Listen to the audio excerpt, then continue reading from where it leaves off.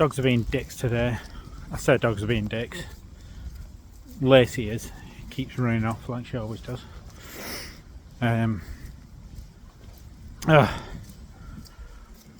Cool, drizzly, miserable. That's the weather today. Bit of a kick in the bracket this morning. So the people buying our house had secured a mortgage. Alright, so which generally means it's done on a desktop, so the mortgage company don't need a surveyor to check the house out, which is good news.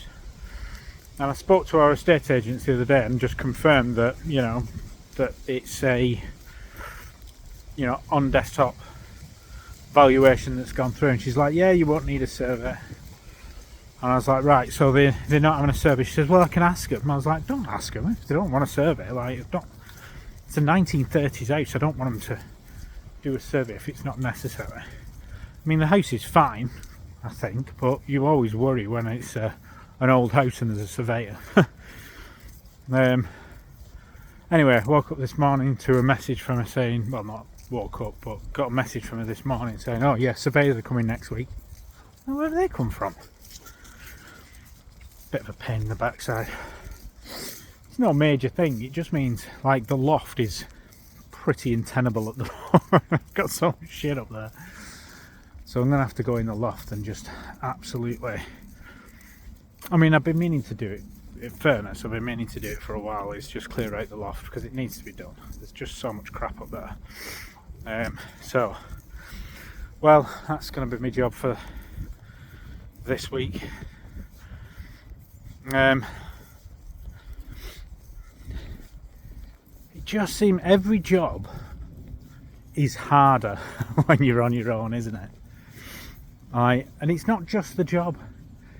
It's I suppose this is why these videos are useful, because I can moan to somebody, but normally I'd moan to Jenny and go, oh, and we'd sit and have a cup of tea and moan about it, and then come up with a plan and then get stuck in.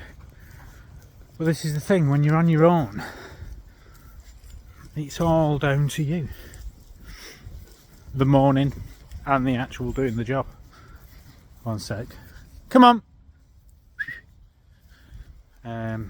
Yeah.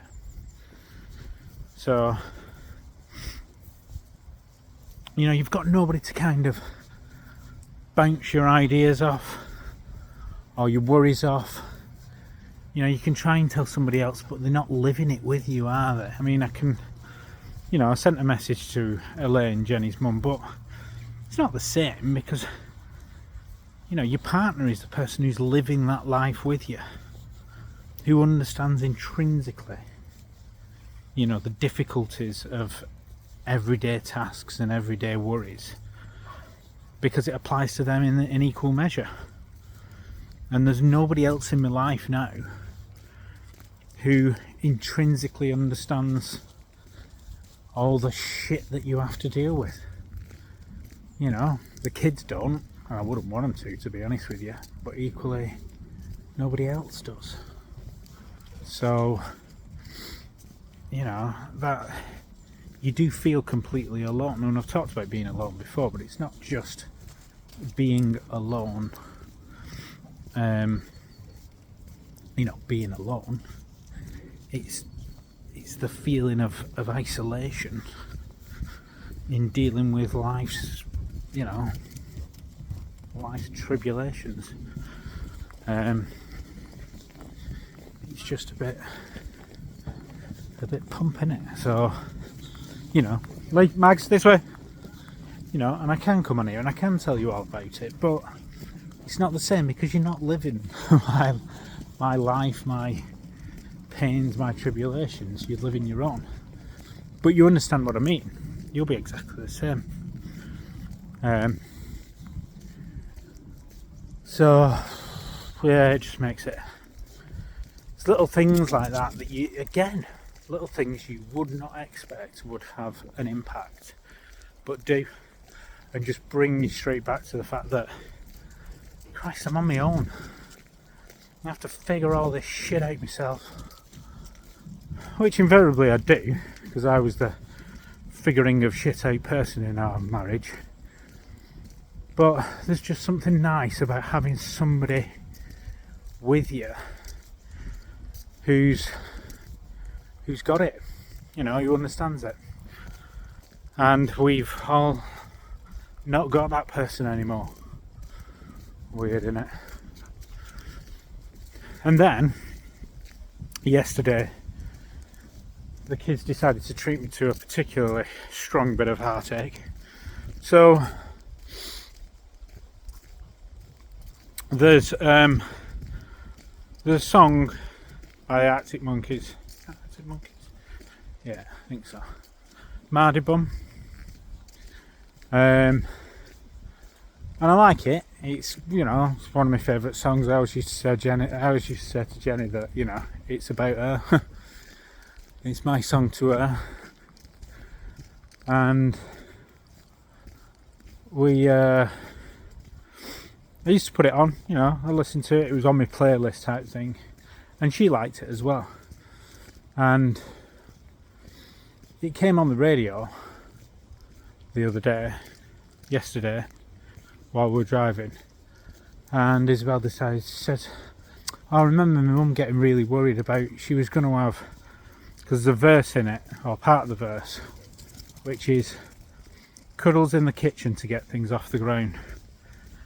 And Isabel said, oh, I remember mummy was going to have those words kind of put into some kind of, you know, display in the kitchen on the wall. Cuddles in the kitchen to get things off the ground, because it was one of the few places that we actually, you know, would stop and give each other a cuddle as well. And I was like, oh.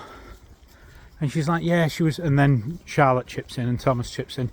Yeah, she was really worried. She kept asking whether you'd like it or not. And we all kept saying, oh yeah, you'd love it. And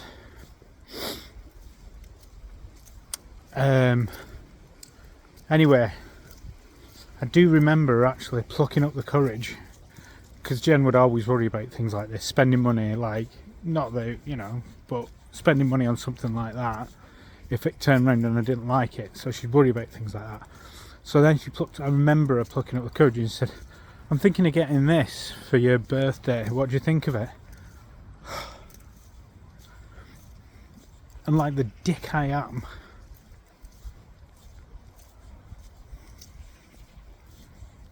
I turned around and went, well, it's up to you, I'm not really that bothered. I didn't know how much she stressed about it.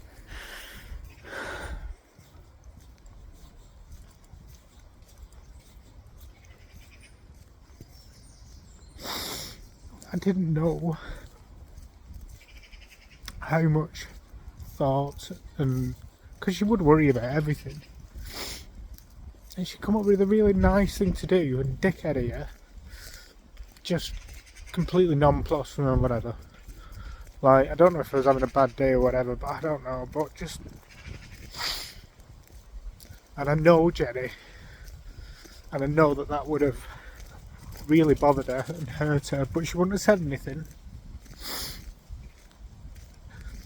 So now, I'm left with the prospect of, for eternity, thinking about Jenny being sad at that.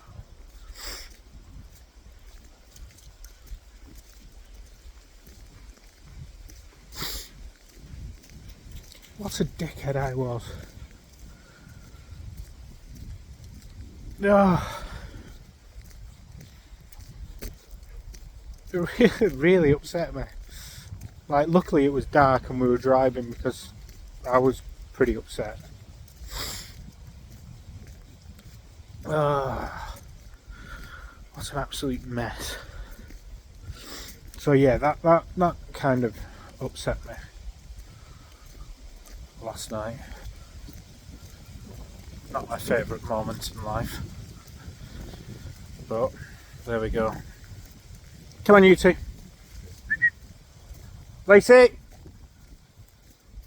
Oh, she's gone again.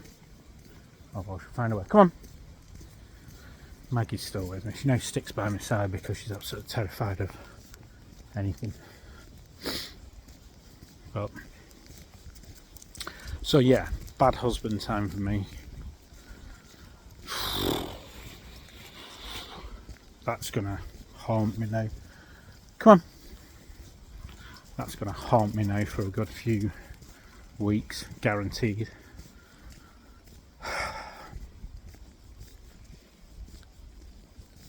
I just keep imagining her quietly being upset.